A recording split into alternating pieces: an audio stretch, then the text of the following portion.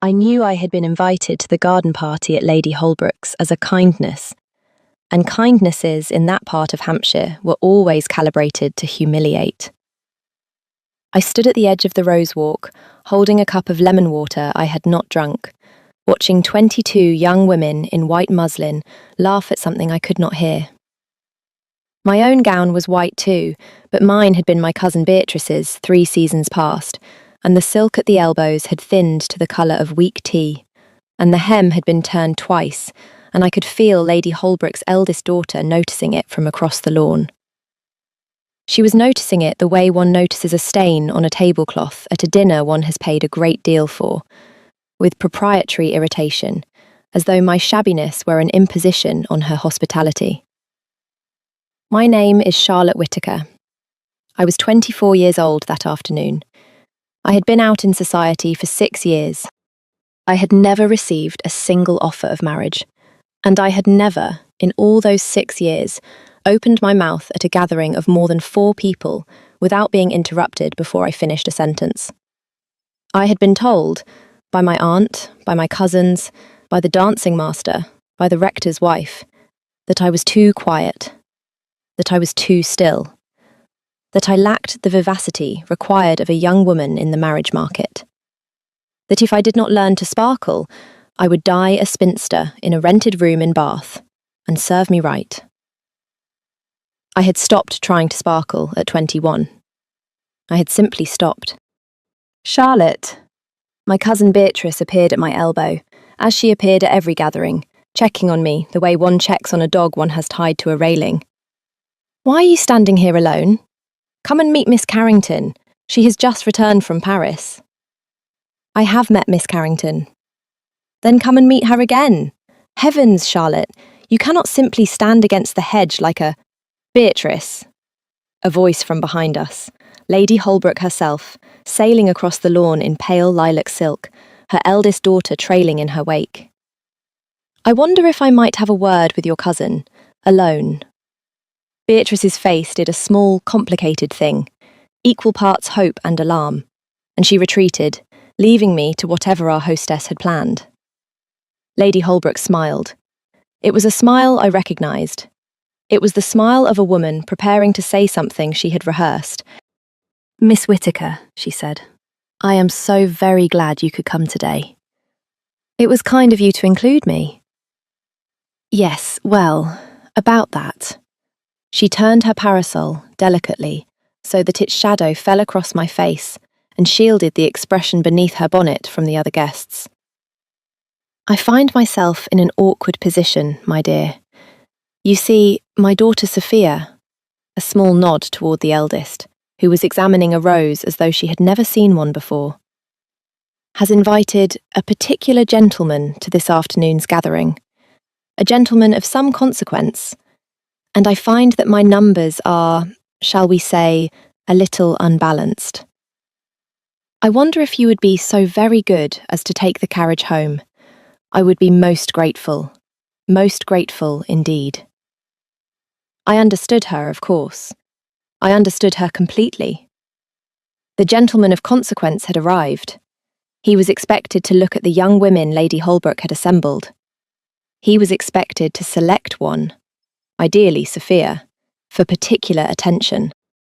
And my presence, in my cousin's 3-year-old gown, at the edge of Sophia's marriage prospects, was an embarrassment Lady Holbrook could not afford.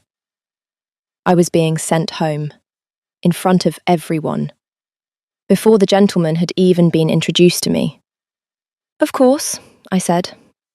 I said it evenly. I said it without flinching.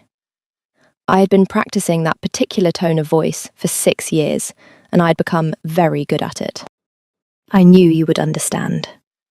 Lady Holbrook patted my arm. Such a sensible girl.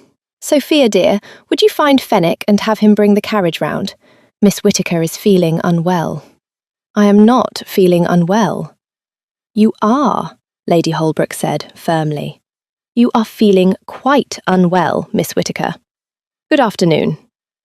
And she turned, and she walked back toward the tea tables, and I heard it distinctly because the wind was in my direction, Sophia say to her mother, not troubling to lower her voice.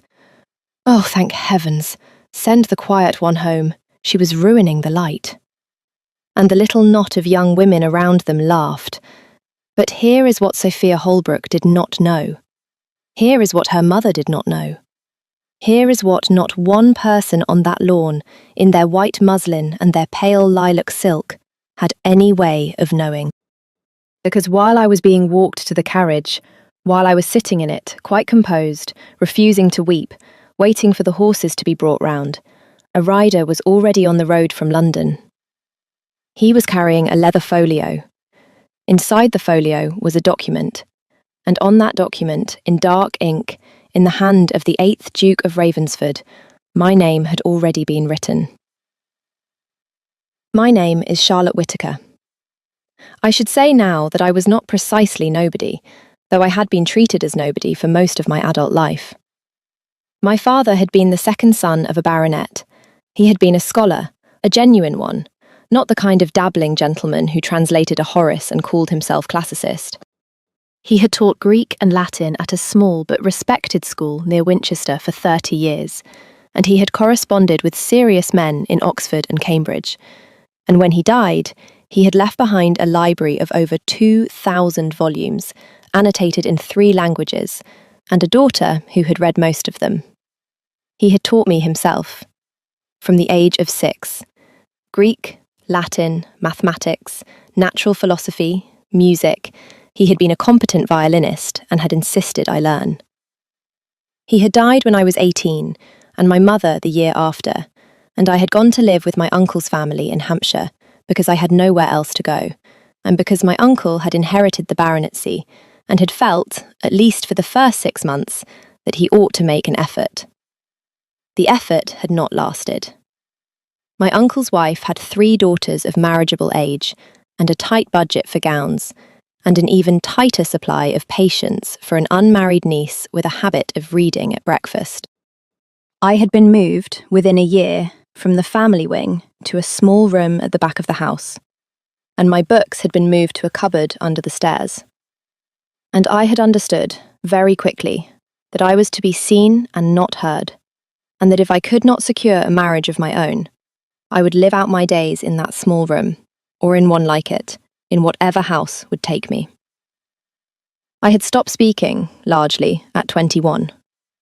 I had stopped hoping, largely, at 23. And on the afternoon of Lady Holbrook's garden party, I was 24 years old, and I was sitting in a carriage that was carrying me away from a gathering at which I had been humiliated. And I was not weeping, because I had learned, long ago, that weeping accomplished nothing.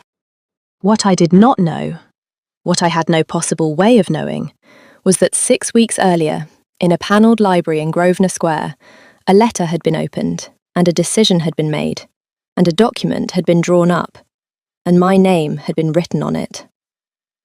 I will tell you how it happened.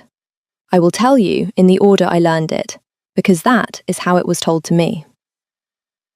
6 weeks before Lady Holbrook's garden party, the 8th Duke of Ravensford, Julian Ashwell, 31 years of age, unmarried, wealthy beyond any reasonable requirement, and in possession of an estate in Northumberland that required an heir, had received a letter from an old friend.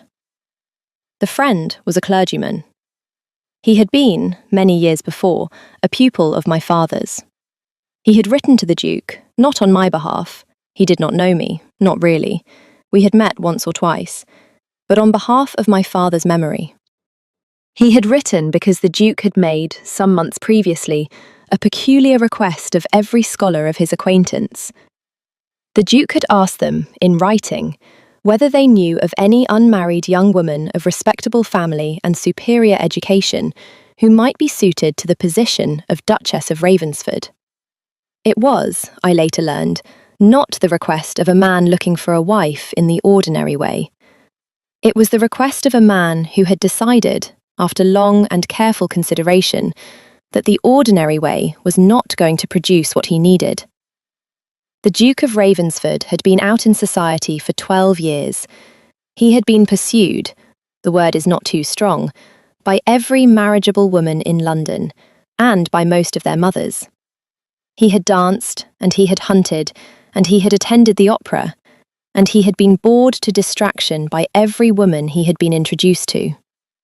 He had not, he later told me, found it a question of looks. He had found it a question of mind. He had told me, in the library at Ravensford, with the firelight on his face, that he had not been able to imagine a single one of them in his library. Not reading, not speaking of anything that interested him, not, in the long decades that stretched before him, as a companion. He had decided, therefore, to be unusual. He had written to every serious scholar of his acquaintance, tutors, dons, clergymen with classical educations, and he had asked them to name any young woman of respectable birth who had been educated beyond the ordinary female curriculum, and who was unmarried, and who was of good character. He had received, over the course of 4 months, 7 replies. 6 had named women the Duke already knew or knew of. The 7th had named me. My father's old pupil had written, in a letter the Duke later showed me. I do not know what her circumstances are now. I know her father died 5 years ago, and her mother shortly after, and I understand she has been living with her uncle's family in Hampshire. She was, as a girl, the most serious student I ever saw in a female child. Her father had trained her in Greek from the age of 6, and by 15 she was translating Xenophon with a fluency that would have shamed most Winchester boys. I cannot tell you whether she has retained her scholarship under her present circumstances. I can tell you that her character, as a girl, was steady and her temperament thoughtful. If she is half the woman her father intended her to be, she is the kind of woman you describe. The Duke had read this letter. He had folded it. He had placed it in the inner pocket of his coat. And he had, the following morning, sent his steward, a quiet, discreet man named Mr. Hendry, to Hampshire on a particular errand. Mr. Hendry had spent 3 weeks in Hampshire. He had not announced himself. He had taken rooms in the village nearest my uncle's estate, and he had asked careful questions of the rector, the village schoolmaster, the apothecary, and 2 of the shopkeepers. He had, it later emerged, even attended Sunday service at the parish church 3 weeks running in order to observe me at a distance, and he had sent, every 3rd day, a brief written report to his master in London.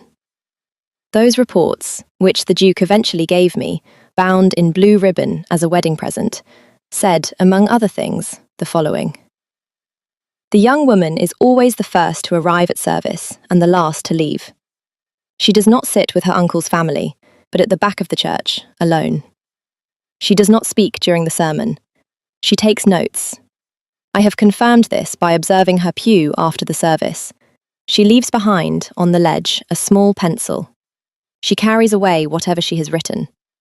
She attends the village school once a week on Wednesday afternoons. She teaches the rector's daughter and 2 village girls in a side room. She does this without payment. I have inquired of the rector. He confirms she has been doing this for 2 years, and that the subjects taught include French and basic Latin. He added, unprompted, that she is the most patient teacher he has ever observed with slow children. I have seen her laugh once. She was walking in the lane with a farmer's child of about 4 years of age, who had attached himself to her skirts for some reason I could not determine. She laughed at something the child said, and she stopped, and she knelt in the road in her good gown, and spoke to him for some minutes with great seriousness, as though he were a grown man. I confess I was moved by the sight. I have not often been moved by anything I have observed in the course of my duties. I have made discreet inquiry as to her reading habits. The apothecary, who is a thoughtful man, reports that Miss Whittaker borrowed from him last winter a treatise on the classification of English wild flowers, and returned it with the margins covered in her own observations, which he says were better than half the things I have read on the subject. My conclusion, sir, is this. I have observed many young women in many houses in the course of my service to you. I have not observed this one. She does not perform. She does not pose. She is what she is, at 7 o'clock in the morning on a Tuesday in the rain. And what she is, I believe, a woman of great quality in reduced and unregarded circumstances. I leave the decision to you, but if you ask my opinion, sir, I give it unreservedly. I have seen enough. The Duke, upon receiving this final report, had done two things. He had instructed his solicitor to draw up articles of marriage settlement, a document providing for my independent income, the succession, the settlement of the Ravensford dower house upon me for my life, and several other matters I will not enumerate here. And he had instructed the same solicitor to write the formal offer of marriage in correct legal form, which he himself would sign the moment the settlement articles were complete. The settlement articles had been completed on the morning of Lady Holbrook's garden party. The Duke had signed both documents at 10 o'clock in the morning in his library in Grosvenor Square. He had handed them to a trusted rider at 11. The rider had been on the road to Hampshire by 1:15. By the time Lady Holbrook was telling me I was feeling unwell, the rider was less than 2 hours away. I did not know any of this, not one word of it. I sat in the carriage and I watched the hedgerows go past, and I thought about the small room at the back of my uncle's house, and about the cupboard under the stairs where my father's books were kept, and I tried not to think about Sophia Holbrook's voice saying, "ruining the light." But here is what I did not know as I rode home in disgrace. I did not know that Lady Holbrook's garden party was about to become the most talked about afternoon of the Hampshire season, and not for the reason she intended. Because the gentleman of consequence she had arranged to have present for Sophia was not the Duke of Ravensford. The Duke of Ravensford had not been invited. The Duke of Ravensford had no idea Lady Holbrook existed. The gentleman Sophia was expecting was a viscount of modest fortune, who had, in fact, already quietly proposed to another woman the previous week, and who had accepted Lady Holbrook's invitation only because he could not politely decline. And while Lady Holbrook was arranging her daughter beside the roses for his inspection, a rider was coming down the drive, and the rider was not looking for Sophia Holbrook. The rider was looking for me. I learned what happened at the garden party after I left from 3 separate sources. My cousin Beatrice, who saw it, the rector's wife, who heard it from her maid, whose sister was a housemaid at Lady Holbrook's, and, eventually, from Mr. Hendry himself, who had made it his particular business to understand exactly how the afternoon had unfolded, because it mattered to his master that I should know. The rider arrived at Lady Holbrook's gate at approximately 4 o'clock. He did not ride to the front. He dismounted at the lodge, and he walked up the drive on foot, and he presented himself at the side door of the house, where the butler received him. The butler came out onto the lawn and spoke, quietly, to Lady Holbrook. Lady Holbrook, distracted, waved him away and told him to deal with it himself, whatever it was. The butler returned a minute later and said in a voice that carried rather more than he had intended, "My lady, the gentleman is most insistent. He has a document for Miss Charlotte Whittaker, and he has been instructed to deliver it into her hand personally." The conversation around the tea table stopped. Sophia Holbrook looked up. The Viscount of modest fortune, who had been attempting to decide whether Miss Carrington had recently returned from Paris with anything to say about it, looked up. Lady Holbrook looked up, and the colour left her face, and she said, For Miss Whittaker? Are you quite sure? There must be some mistake. Miss Whittaker She is not here. She has gone home." "Gone home, my lady?" "She was taken unwell. I sent her home in the carriage, not half an hour ago." The butler looked mildly alarmed. "The gentleman will wish to be informed, my lady." "Then inform him." The butler withdrew. There was a pause, during which, my cousin Beatrice told me, Sophia Holbrook began to laugh. "Mamma, how extraordinary! A rider? For Charlotte? Whatever can it be? A bill from a milliner? Her uncle's coachman returning a glove? Miss Carrington, who had been returned from Paris for 3 weeks and had said very little about it, said, "Perhaps she has been left a fortune by some unknown great-aunt. Imagine, Sophia, if Miss Whittaker was suddenly an heiress. What a diverting thought." The young women laughed. The Viscount, sensing the tone, smiled politely. And then the butler returned. He was accompanied by the rider. The rider was not a servant. He was a man of perhaps 40, soberly dressed, with the manner of a senior clerk, and he carried a leather folio. He bowed to Lady Holbrook, and he said, "My lady, I am instructed to deliver this communication into the hand of Miss Charlotte Whittaker personally. I understand she has departed. I shall be most obliged if you will direct me to the address at which I may find her. My orders do not permit me to return to London without completing my errand." "And who," Lady Holbrook said, recovering a little, "has sent you?" "I am in the employ of His Grace the Duke of Ravensford, my lady." The conversation stopped entirely. Sophia Holbrook's teacup clattered against its saucer. The Viscount of modest fortune, who knew the Duke of Ravensford by reputation, as everyone in England knew him by reputation, turned in his chair to look at the rider with the expression of a man who has just realised he is sitting at the wrong party. Lady Holbrook made a small sound. Beatrice described it afterward as something between a laugh and a death rattle, and said, The Duke of... I am sorry, I do not understand. Why should His Grace be writing to Miss Whittaker?" "I am not at liberty to say, my lady. The address, if you please." Lady Holbrook gave the address. She gave it very slowly because she was trying to think, and because thinking was difficult just then. The rider bowed, thanked her, and withdrew. He remounted his horse at the gate. He rode directly to my uncle's house. He arrived approximately 20 minutes after I did. I was in the small room at the back of the house. I had taken off my cousin's gown. I was in a plain grey day dress, and I was sitting at the little writing desk under the window, and I was looking at a Greek text because looking at a Greek text was what I did when I did not wish to think about anything else. I heard the rider on the gravel. I did not look up. The housemaid came to my door. Her eyes were enormous.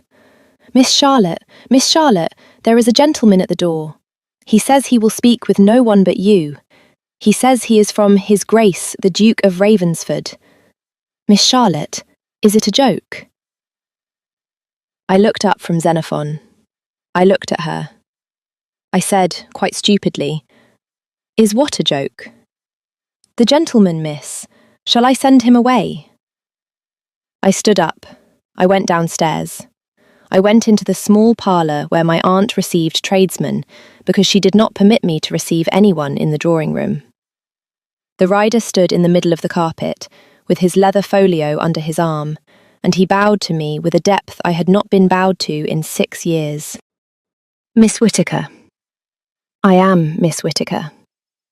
"I am instructed to deliver this into your hand, and to wait for your reply, and to convey any reply, whether verbal or written, directly to my master this evening. My master is His Grace Julian Ashwell, 8th Duke of Ravensford. He has asked me to say, further, that if you require time to consider, he will return to your present address himself in 3 days, at any hour you appoint, to receive your answer in person. He has asked me, however, to convey to you that he hopes—" The rider hesitated very slightly. "That he hopes your answer, whatever it may be, will not be dictated by any consideration of obligation, embarrassment, or fear. He has asked me to be clear on that point." He handed me the folio. I sat down. I had not meant to. My legs did it without consulting me. I opened the folio. There were 2 documents inside. The first was the formal offer of marriage, in legal form, signed by the Duke of Ravensford and witnessed by 2 gentlemen I did not know. The second was the marriage settlement, also signed, also witnessed. My name, Charlotte Elizabeth Whittaker, was written in both documents in the same dark, careful ink, in a hand I later learned was the Duke's own. I read both documents twice. I read them a third time. I said, at last, "There must be some mistake." "There is no mistake, Miss Whittaker. I have never met His Grace." "His Grace is aware of that, Miss Whittaker. His Grace wishes me to convey that he has made his decision upon the report of Mr. Hendry, his steward, who has had the honour of observing you in Hampshire over the past 3 weeks, and upon the recommendation of the Reverend Mr. Arden, who was your father's pupil. His Grace wishes me to say, further, that he considers the absence of a prior acquaintance a matter that can be remedied at leisure. He wishes me to say that he does not consider it a matter that ought to prevent a considered decision on your part." I read the documents again. I was not, I realised, reading them any longer. I was staring at my own name. "Mr. Hendry," I said, "the steward, he has been watching me." "Observing, Miss Whittaker, at a respectful distance. His Grace felt, he begged me to convey this, in case you should find it troubling, that he could not, in conscience, make so consequential an offer to a woman he knew only by reputation. He required that someone he trusted should have seen you, not spoken with you, only seen you, as you are. Mr. Hendry has been at the Three Feathers Inn in your village since the 16th of last month. 3 weeks. Someone I had never met had been watching me for 3 weeks, observing me at church, observing me at the school, observing me, apparently, laughing in a lane with a child I did not now specifically remember laughing with. It should have felt like an intrusion. It should have. But I sat there in my aunt's ugly parlour, in the grey day dress I had put on after being dismissed from Lady Holbrook's lawn, and I thought, someone looked. Someone, somewhere, looked at me and saw me, and did not decide that I was quiet or dull or ruining the light. And I began to cry.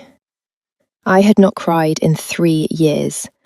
I cried for perhaps 2 minutes, very quietly, into my hands, while the Duke's rider stood at a tactful distance and studied a watercolour of Salisbury Cathedral as though he had never seen one before. When I had collected myself, I said, "Please tell His Grace that I should be most grateful to receive him in 3 days. Please tell him—" I stopped. I started again. "Please tell him that I am extremely sensible of the honour he has done me. Please tell him I shall require the 3 days to write to the Reverend Mr. Arden and to consider the settlement articles with care, and to answer him, when he comes, as honestly as I am able." The rider bowed again.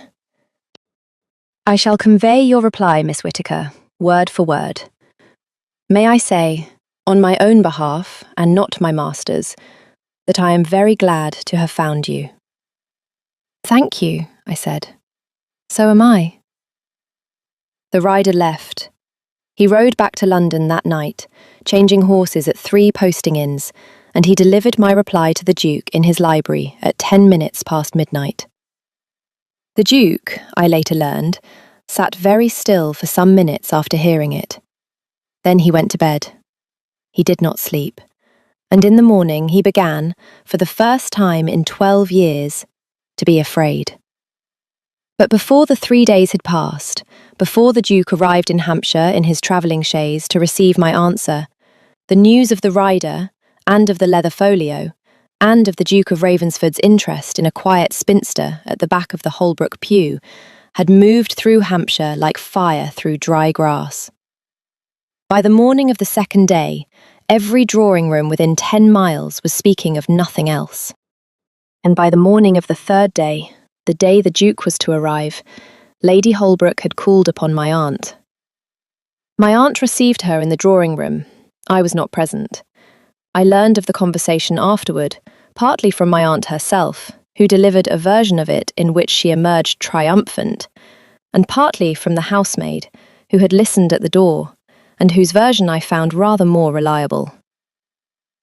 Lady Holbrook arrived at 11 o'clock. She brought Sophia with her. Sophia carried a small basket of hothouse peaches, which Lady Holbrook presented to my aunt with the air of a woman bearing a relic. "My dear Mrs. Whittaker," Lady Holbrook said, "I find I must apologise. I find I have been the cause of the most dreadful misunderstanding.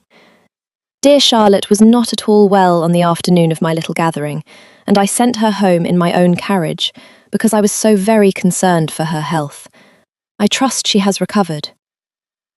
"She is very well, thank you," my aunt said. "I am so relieved, so very relieved. The thing is, Mrs. Whittaker, I must confess it, I had no idea, no possible idea, that dear Charlotte was already the subject of such particular interest. Had I known, of course, had anyone given me the slightest hint, I should have placed her at the very centre of my afternoon. I should have— Lady Holbrook?" My aunt had many faults, but slowness of comprehension was not one of them. "Are you under the impression that my niece is engaged to the Duke of Ravensford?" "I am under the impression that certain documents— You are under the impression formed by your butler's gossip, which is the same impression formed by every housemaid in Hampshire. I do not know what my niece has been offered. I do not know what she has accepted. I have not been told. I should add that I have not been consulted. I should further add that my niece is 24 years of age, in possession of a modest inheritance from her mother, which I have never had occasion to manage, and in no way answerable to me for the decisions she makes regarding her own future. Any questions you may have regarding her circumstances, Lady Holbrook, are best addressed to her directly. She is in the garden. Shall I send for her?" It was, by all accounts, the first time my aunt had ever spoken of me as though I were a person. Lady Holbrook, who had not come to speak to me directly, demurred. She left the peaches. She extracted a promise that I would be informed of her particular regard. She extracted a second promise, with considerable difficulty, that I would be welcome at Holbrook Hall at any future date, for any future occasion, and that Sophia herself would be honoured to be counted among my friends. "My friends," I said, when my aunt repeated this to me at luncheon. Sophia Holbrook would be honoured to be counted among my friends. That is what she said. She was telling her companions 3 days ago that I was ruining the light. My aunt set down her fork. She looked at me. Something unfamiliar moved in her face. "Charlotte," she said, "I have not been a kind woman to you. I know it. I am not going to pretend otherwise. But I will say this. If you marry the Duke of Ravensford, if you are in a position 3 months from now to receive Sophia Holbrook in your own drawing room as the Duchess of Ravensford, I hope you will remember what she said. I hope you will remember it every single time she calls. I shall remember it." "Good, that is good. A woman needs a long memory. Mine has served me well in its way. It was the only honest thing she ever said to me. I have thought of it often in the years since." The Duke of Ravensford arrived in Hampshire at 4 o'clock on the afternoon of the 3rd day. His chaise was dark green, drawn by 4 black horses, and by the time it turned into my uncle's drive, there were, my cousin Beatrice swore, 3 separate parties of young women pretending to take an interest in wildflowers along the verge of the public road. The Duke appeared not to notice them. He descended from the chaise. He was taller than I had expected, and leaner, and his face was grave. And when he saw me standing in the doorway in my mother's old Sunday dress, which I had pressed myself that morning, because I could not bear to wear my cousin's hand-me-downs to this particular meeting, he stopped on the gravel and stood quite still, and he did not speak for nearly 10 seconds. Then he bowed. "Miss Whittaker." "Your Grace." Would you do me the kindness of a private interview? Your aunt has given me leave to speak with you in the garden." She has. She has been very obliging. I am sure she has, I said, and saw him almost smile and thought, he understands me already. We walked in the garden.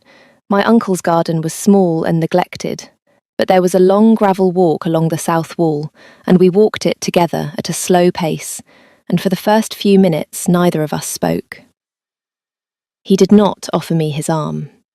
I understood, later, that he had decided he would not touch me in any way until I had given him my answer, because he did not wish to prejudice my thinking. Finally, he said, I owe you an explanation. Several, in fact. Mr. Hendry tells me you received his presence in your village with great composure when you learned of it, but I understand if you... Your Grace, may I ask you a question first? Of course. Why me? He stopped walking. He turned to face me. He looked at me for a long moment, as though deciding how to answer, or how much of an answer I could bear. Because you are a scholar's daughter who has not stopped being a scholar, he said. Because my steward watched you teach 3 village girls Latin for no pay for 2 years, and he watched you kneel in the road in your good dress to speak to a child as though he were a man, and he watched you take notes during a parish sermon. Because my oldest friend, Mr. Arden, whom you may not remember, wrote to me that your father trained you in Greek from the age of 6, and because I have been trying for 12 years to find a woman with whom I could speak honestly at breakfast, and I had almost decided it was not possible. Because I do not need a wife who sparkles, Miss Whittaker. I need a wife who thinks. I have concluded, on the evidence available to me, that you think. I should like, very much, to be permitted to discover whether I was correct. And if I am not what you hoped? Then we shall discover that together, and we shall make what we can of it. I will tell you plainly, Miss Whittaker, I am not a romantic man. I have not proposed to you because I have fallen in love with you. I do not know you well enough to have done any such thing. I have proposed to you because I believe that love, when it comes, is more likely to come from 2 people of good character with compatible minds than from 2 people who have been thrown together by a London season. I am 31 years old. I have watched my peers make themselves miserable by marrying sparkle, and I have decided to try something else. I have decided to try you. You have decided to try me, I said, like a new kind of tea. He laughed. It was a startled laugh, as though I had surprised him by being funny, and I thought, with a small shock that moved through me like warm water, he did not know I would be funny. He is glad I am funny. Not quite like tea, no, he said. Forgive me, I am making a poor job of this. You are making a remarkable job of it. I have been dismissed from a garden party 3 days ago for ruining the light. I am sitting in my uncle's garden being told by a duke that I think. I am not sure anything you could say to me in the next 10 minutes could improve the afternoon. May I try? Please.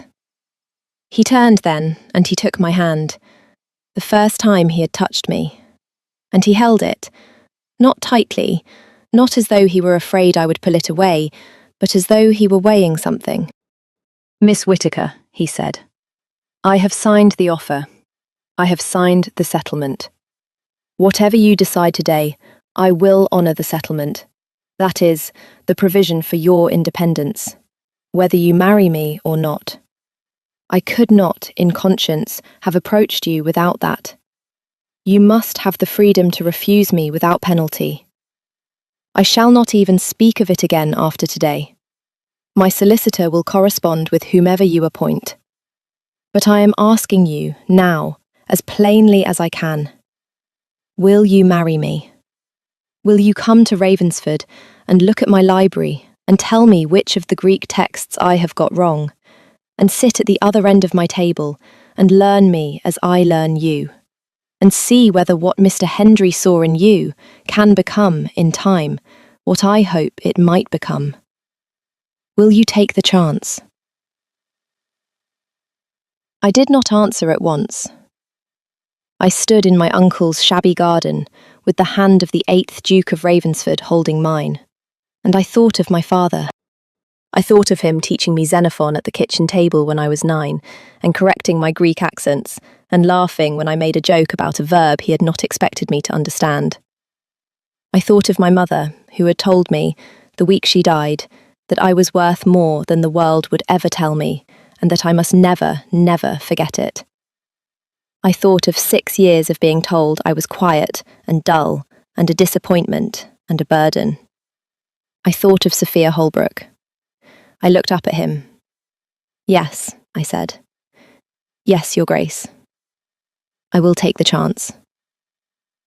And then, because he was, in his own careful, unromantic way, a man of some feeling, he raised my hand to his lips. He did not kiss it extravagantly. He simply pressed his mouth against the back of my hand for perhaps 3 seconds, and then he released it. And then he said, in a voice I had not heard from him before, "Thank you. You cannot know. I will attempt over the course of our life together to tell you, but you cannot know. Thank you." And then he walked me back to the house, and he told my aunt we were engaged, and he took his leave, and he rode back to London to begin the arrangements. But the story is not quite finished, because there was still the matter of Lady Holbrook and Sophia and everyone who had laughed on that lawn. And there was the matter of my return to society, not as the quiet one at the edge of the hedge, but as the woman whose name had been on the Duke's contract before she walked through the door. And my mother-in-law, the Dowager Duchess of Ravensford, had particular views on how such a return ought to be managed. I was married to the Duke 6 weeks later, by special licence, in the chapel at Ravensford. My uncle gave me away. My aunt wept throughout the service. From what emotion I could not say, and never asked. Beatrice was my only attendant. The Dowager Duchess, whom I met for the first time the evening before the wedding, took my face in both her hands and said, "My son has been very lucky, and he knows it, and I shall expect you to remind him of it often. Welcome to Ravensford, my dear. Welcome home." Ravensford itself was the largest private house I had ever entered. I did not take to it all at once. One does not take to such a place all at once. But the library I walked into on the morning after the wedding, with my husband a respectful step behind me, was 40 feet long and 20 feet high, and held, my husband informed me, with the faint anxiety of a man presenting a gift he is not sure will be received, approximately 11,000 volumes. I stood in the middle of it. I turned in a slow circle. I said, at last, "Julian?" "Yes?" "I should like to live here. Is that permitted?" "You may sleep in it if you wish. I shall have a bed brought in." "I may hold you to that." He laughed. He had begun by that point to laugh quite a lot. It was a sound, he told me later, that he had almost forgotten he was capable of. The Dowager Duchess's plan for my return to society was executed at the opening ball of the autumn season at her house in Grosvenor Square. She invited every family of consequence in London. She invited, at my particular request, the Holbrooks. She invited Sophia herself. And she arranged, she was a woman of careful arrangements, for me to be announced not as Charlotte, Duchess of Ravensford, but by every one of my titles in full, at the moment the Holbrooks had just been received and were standing, still in their cloaks, in the entrance hall. I do not wish to describe Sophia Holbrook's face when I descended the staircase. I wish to claim it did not give me any satisfaction. I would be lying.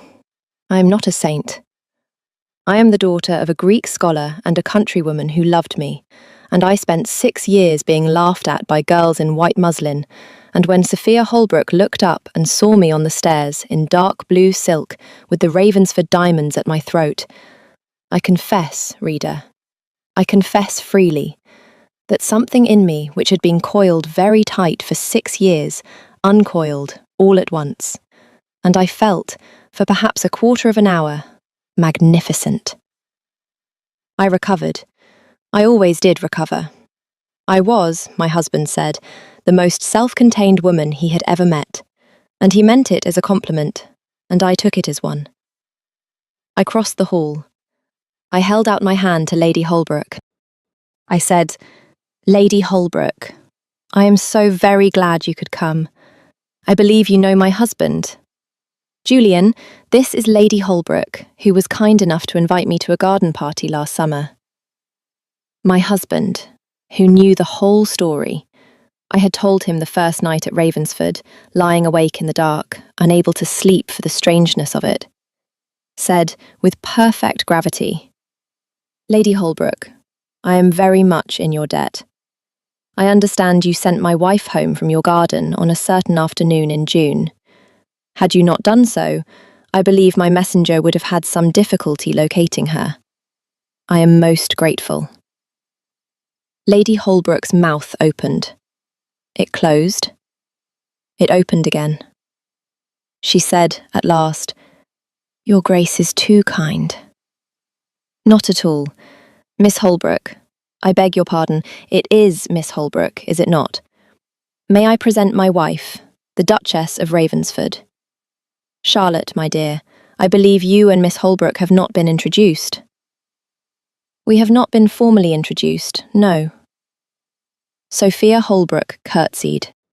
I made her a very small, very correct nod, the nod of a duchess to a baronet's daughter, and I smiled at her, and I said, "Miss Holbrook, how kind of you to come. I hope you find the light this evening to your satisfaction." She went the colour of spoilt cream. My husband, beside me, made a small sound that might have been a cough. We moved on. Years later, when my eldest daughter was 10, and asked me why I had a particular small square of cream silk folded inside my jewel case, I told her it was not silk. It was plain cream linen. It was a scrap from the day dress I had been wearing when her father's messenger came to the door, and I had kept it all those years because it reminded me of the afternoon I became someone. Someone, Mama? Someone visible, my darling. There was a very long time when I was not. It is important to remember when one was not visible. It keeps one honest, and it keeps one kind, and it helps one to notice other people who are not yet being seen. She considered this, with the gravity of a 10-year-old who had been educated in Greek from the age of 6, and she said, "Papa says you saw him before he saw you." "Does he?" "He says he looked at you in the garden, and he could tell you had already decided what kind of woman you were going to be, even when nobody else was looking. He says that is what he fell in love with." I did not know, until she said it, that this was what he had told her. I had not heard him describe it quite that way. I looked at my daughter, and I thought of the small parlour in my uncle's house, and of the grey day dress I had put on after being dismissed from Lady Holbrook's lawn, and of the leather folio in the rider's hands. And I thought, yes, that is what it was. I had already decided. I had decided the moment Sophia Holbrook laughed at me on the lawn, and I had not turned around, and I had walked to the carriage with my head up, and I had not wept. I had decided who I was going to be long before anyone offered me a contract. The contract had only confirmed it. "Your father is a wise man," I told my daughter. "Put the silk back, and go and practice your Greek. I shall come and hear you in half an hour." She went. I sat for a moment with the square of cream linen in my hand. I thought of my father. I thought of my mother. I thought of the Duke of Ravensford, who had signed my name on a contract before I knew he existed, because a steward he trusted had watched me kneel in a road and speak to a child as though he were a man. I thought, it was enough. It was, in the end, enough to be seen, once, by the right person, in the right way, on the right day. It was more than enough. It was a life.